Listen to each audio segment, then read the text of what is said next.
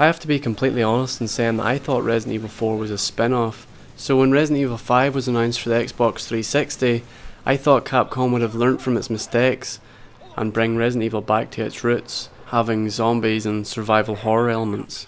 Well, Capcom didn't see Resident Evil 4 as having any problems, and neither did a lot of people for that matter, especially those who would have been first introduced to the Resident Evil games by playing Resident Evil 4. How could they have known that Capcom turned its back on the genre? All they seen was a solid action game, which in itself isn't a bad thing. I can just imagine the board meeting for the proposed sequel to Resident Evil 4, the game we now know as Resident Evil 5. Sure, we're up 18% over last year's third and a quarter gross, and that, needless to say, is a new record. Market shares in most divisions is increasing, and we've opened several new regional offices. Our international divisions are also showing vigorous signs of upward movement in the last 6 months, and we're looking at exciting new things in R&D. The Federal Tax Act of 1983 is giving us a swell return on our outgoing revenue. In short, we've made more money with Resident Evil 4 than with any other Resident Evil game to date.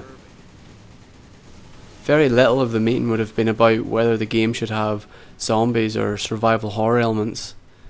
It would, I imagine, be a lot more about stats, figures, profits and sales. Does the fact that it sold more copies mean that it's a better game? Resident Evil 4 was a success in every way, except one small detail, that it wasn't a Resident Evil game. And when you're setting a task of making a new Resident Evil game, I would have thought the most important part of that job would be to make it like a Resident Evil game. So now when a new Resident Evil game comes out, the question is no longer a question of will the next Resident Evil game be a survival horror game or will it have zombies? The question is, will it be a Resident Evil game? But what is a Resident Evil game?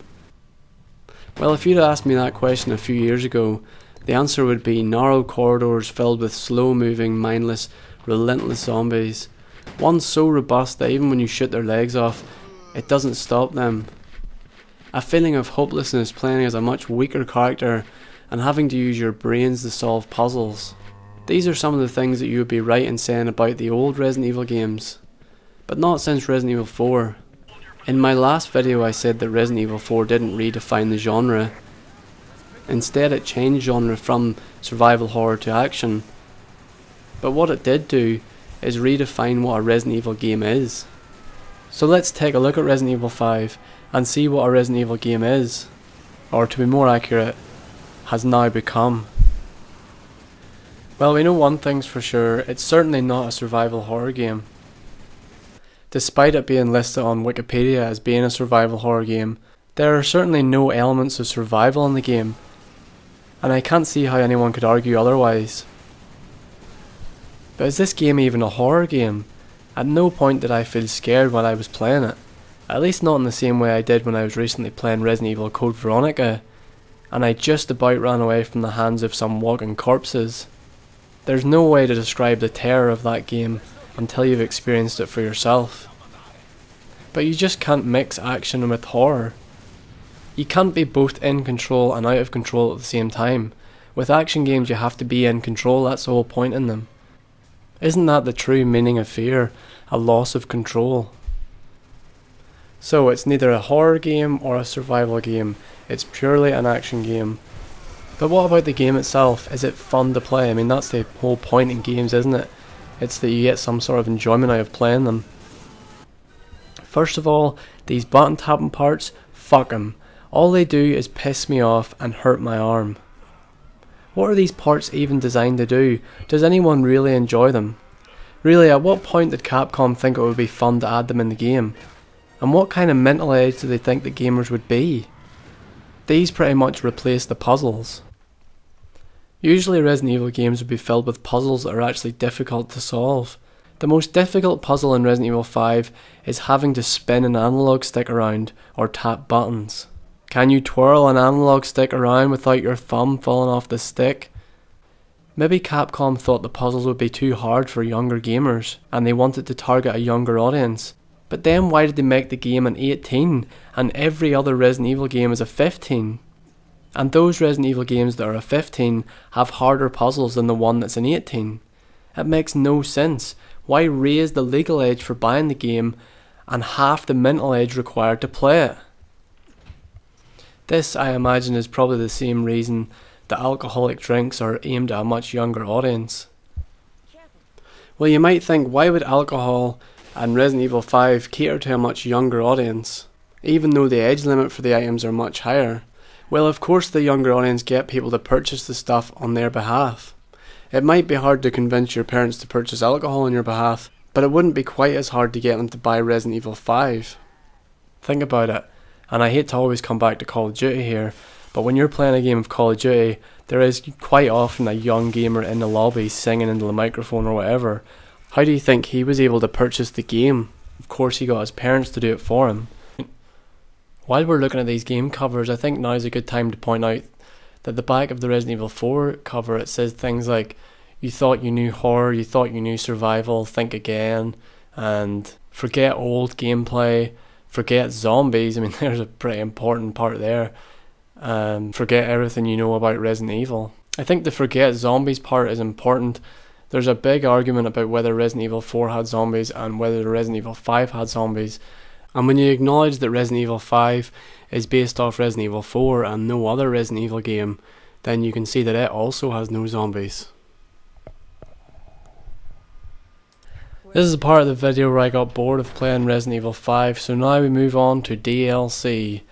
The only reason I bought this DLC was because I was still clinging on to some hope that a modern Resident Evil could still be something like the old ones. Kinda takes you back, doesn't it? Well, not really, Jill. No, it doesn't take me back at all. It just reminds me of how awesome the old ones were and how watered down the new one is. In this DLC you see Chris and Jill exploring a haunted mansion, which I couldn't wait to play. Except there's only one problem with this DLC.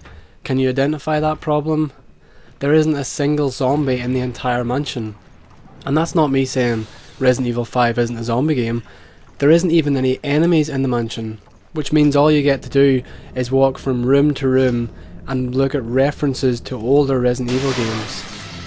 Why buy DLC just so you can look at references to old and good Resident Evil games when I could just go and play some old Resident Evil games? I could keep playing this game and find other things I don't like about it, but I just really don't feel like it. Is it possible for a new Resident Evil game to be a survival horror game? Well, I don't know. Is it possible to stand inside a volcano and punch a rock 10 times your size into the volcano?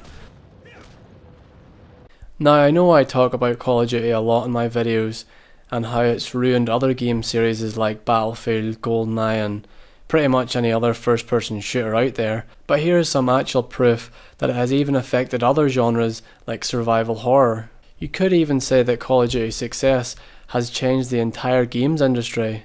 This really put the nail in the coffin for me. Or the boulder in the volcano, should I say. These companies work on a supply and demand basis. At the minute there's a huge demand for Call of Duty type action games, and Capcom is supplying that demand.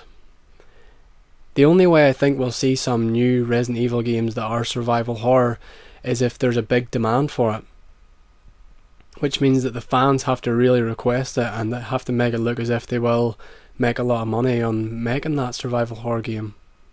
Whether that'll happen or not, I really don't know.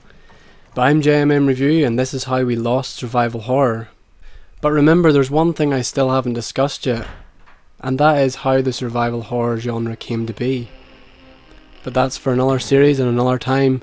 Remember to stay subscribed if you want to see how survival horror began. Chris! I think I got it!